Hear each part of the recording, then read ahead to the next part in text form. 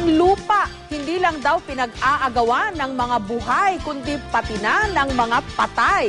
Kulang na kasi ang espasyo sa ating mga sementeryo. Si Mark Salazar on assignment. Undas na naman, pero si Crispina Riosi hindi raw alam ngayon kung saan magtitirik ng kandila para sa pumanaw na anak. Ang labi kasi na anak niya na dating nakalibing sa nichong ito sa isang sementeryo sa Pateros, inilagay na lang sa common grave kasama ang mahigit 200 kalansay. Ang padalawin, hindi naman siya na ang nandyan. Doon, hindi ko naman malaman kung saan na siya, kung nadaganan na o ano na.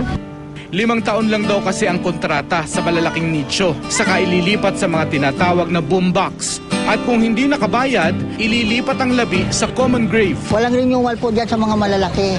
Pero doon pagdating sa mailipat na sa maliliit, mayroong renewal po yan. Wala talaga yung iba. Kulang talaga. Isa lang ang sementeryong ito sa 4 na sementeryo sa Pateros. Lahat pawang pribado at lahat may problema na sa espasyo.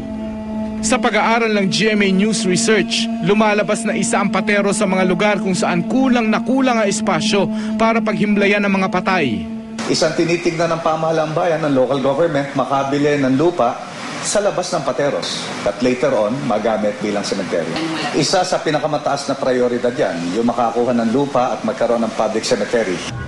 Ang sitwasyon ng sementeryo sa Pateros sumasalamin sa kabuuan ng Metro Manila. 7 bayan at syudad sa Metro Manila kabilang ang Pateros kulangan sa espasyo para sa sementeryo. At inaasahang mas lalala pa raw ang problema pagsapit ng taong 2020. Kinakailangan daw ng karagdagang 20 hektaryang lupa para mapunan ang kakulangan sa libingan sa Metro Manila. Nagbabago na ang trend ngayon. Nagkakaroon na ng yung mga ossuary, mga columbarium. Ang number 1 pa rin ay yung naman yung sa buhay, yung sa residential. Mauwi kaya tayo sa tila pag-aagawan ng lupa ng mga patay at buhay.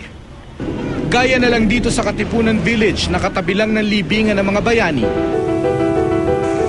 May mga dokumento ito na talaga ito labas na sa libingan ng mga bayani. Kung talagang may project ang gobyerno, ayusin kami, hindi kami harasin kasi mga tao po rin kami.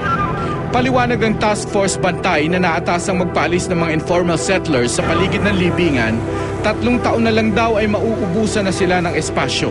Kaya kailangan na raw mabawi ang 40 hektaryang tinayuan ng mga bahay sa paligid ng sementeryo. May sinasabi sila na gagawing condominium, high-rise building yung mga yan, o gagawing commercial area yan. Nakikita nyo doon sa site development plan na yon ay puro interment section siya.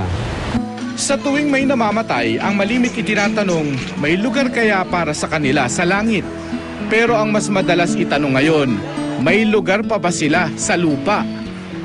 Mark Salazar, GMA News.